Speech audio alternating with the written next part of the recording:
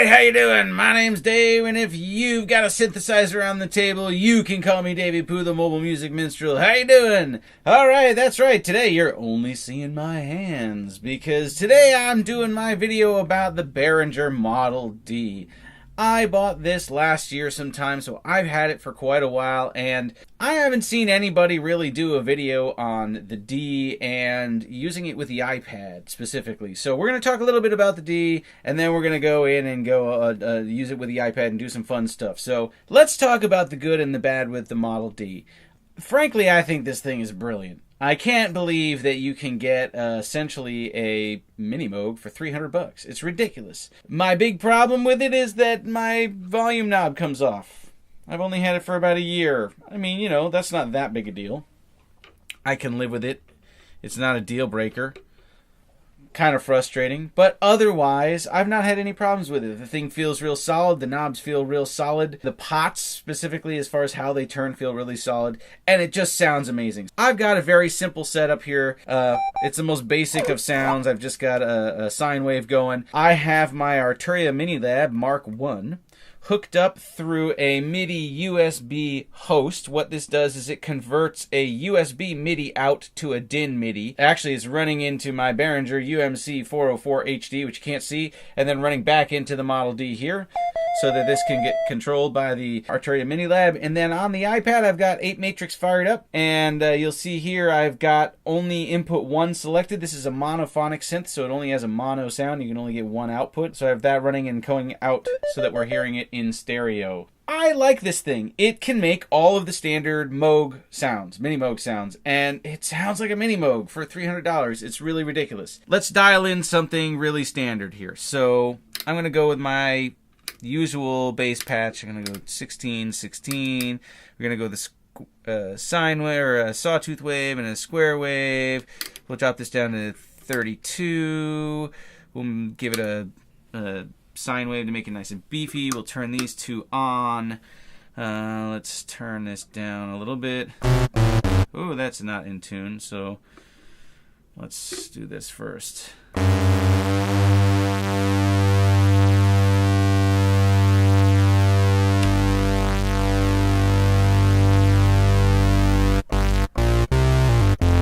Now let's cut the frequency down.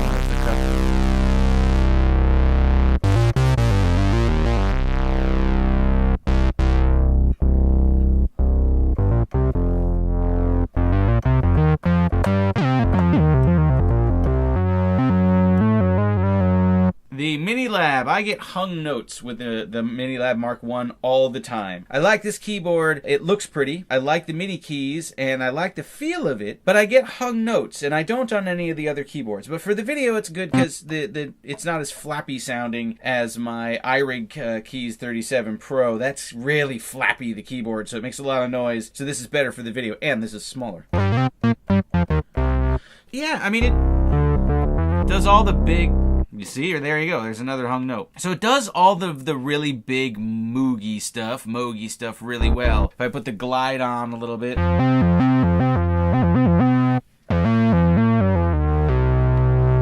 I tuned it. Did I add a tune a little bit?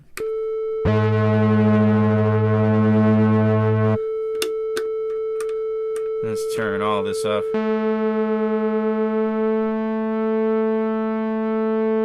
Close enough for me.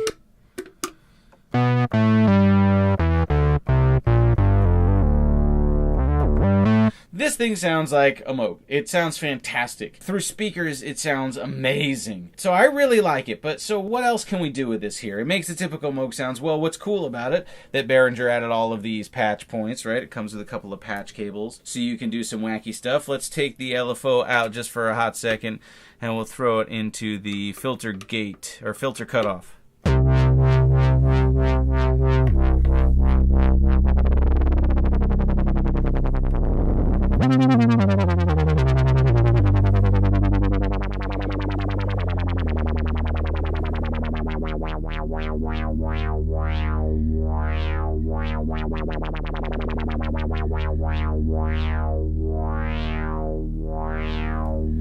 Okay, you can also, let's see if we can control the LFO control voltage with the I don't know, let's just do that.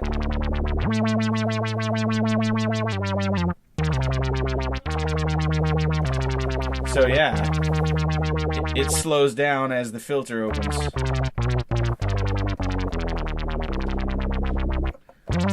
And you couldn't do that kind of thing on a Model D.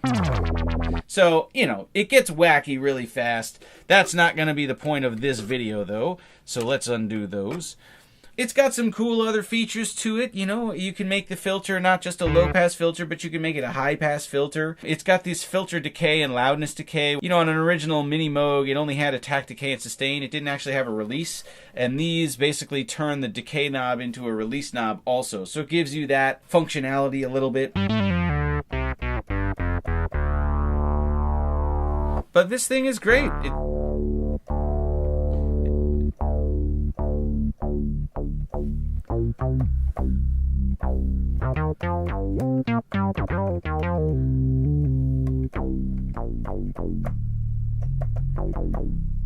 It sounds fantastic. So what can we do with it with the iPad? Now, here's how I have it hooked up and running. The Mini Lab is running MIDI into the MIDI USB host, which is going into my Behringer UMC 404 HD. That's the interface, okay? So the interface is coming back through a USB, powered USB hub into the iPad here. So I'm sending MIDI signal to both the Behringer and the iPad through the interface, okay? This signal goes into the interface and then splits, sends to both here and here. Also, the audio is coming out of this, routing into the UMC 404 HD again, and the audio is coming into the iPad through the connector here. So what can we do with it all? Let's look at the iPad and see what kind of fun stuff we can do now that we've got it all hooked through. Now, the most obvious thing is let's turn it into stereo, throw a chorus on there, and fatten her up. I'm going to use FAC Chorus from Fred Anton Corvest. This is the best chorus I've ever heard, and I mean that truthfully. This thing sounds incredible. You can't get this thing to sound bad. So I'm going to route it through there, and all of a sudden this thing is going to sound even more giant.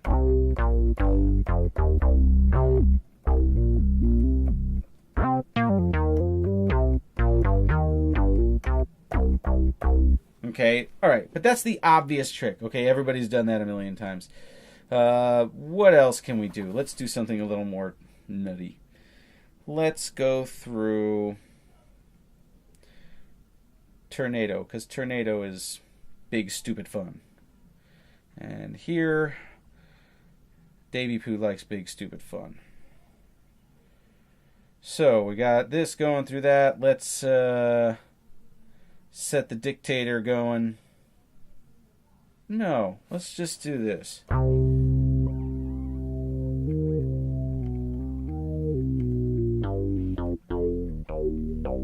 Let's get a grittier sound here so I can hear that. That's a little better. So I'm going to modulate that. That's Control 5 with this. And we're gonna set it about to that range and about to that speed.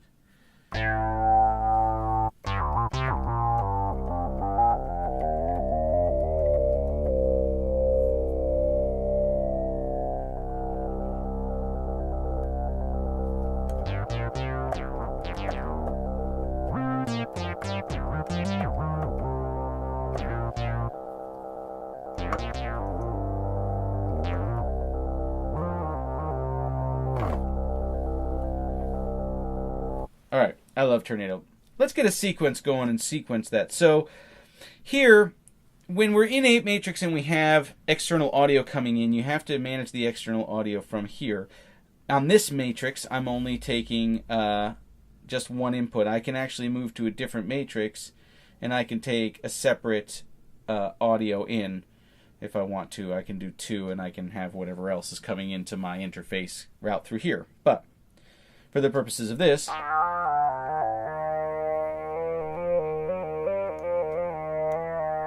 wow, lots of hung notes today from the Arturia Mini Lab, not holding up well. So, you know, but this is a Mark 1. I don't know if the problems still happen with the Mark 2. Yes, we're going to do that. Now, we're going to put in a sequencer here. Let's do something like, I'm going to do Rosetta baseline. And we're going to set this to be, 16 steps.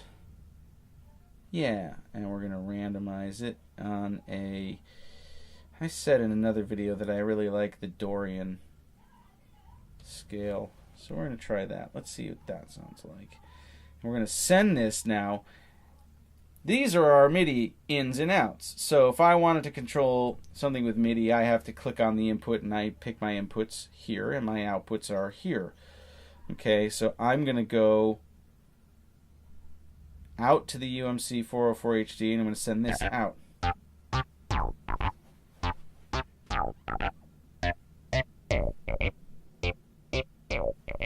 Let's that's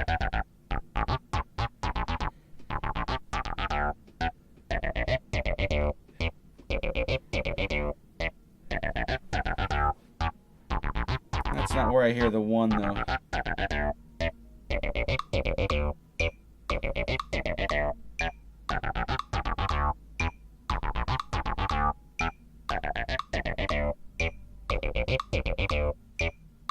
We're gonna do, sorry, I had to think about.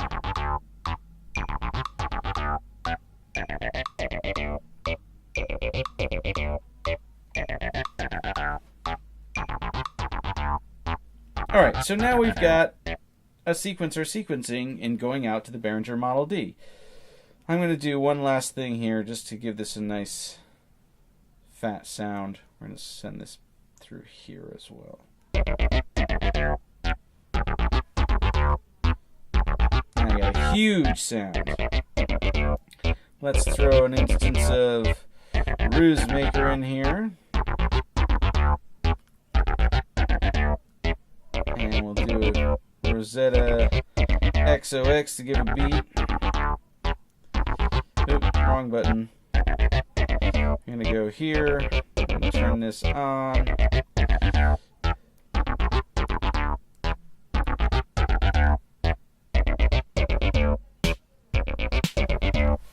Alright, so we got a beat to at least give us some context.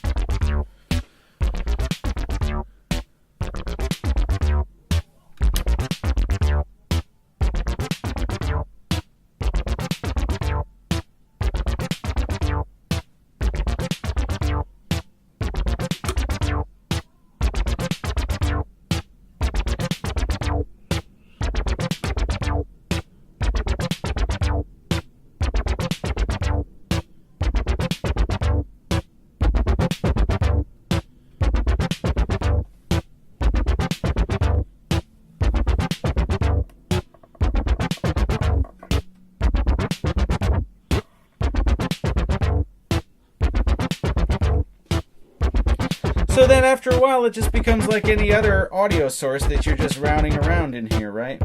Because it's just that you're managing it from this point rather than from another AU. And you can route it anywhere you want and do anything you want with it. So I really like the Behringer Model D. It sounds amazing. It's easy to use. I'm very familiar with it. Let me do one last thing here. We're going to remove everything. We're going to go back to the basic sound. Let's set up a regular old patch.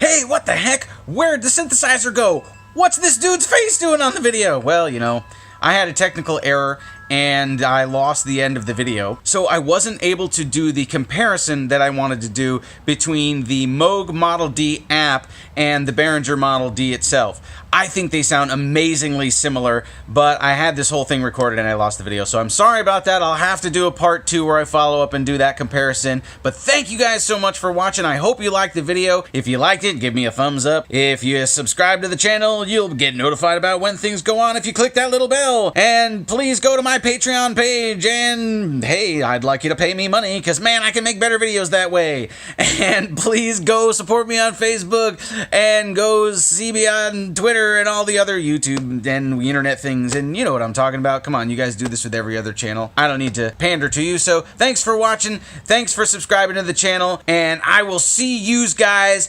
next time with a video that doesn't have a technical glitch. Later!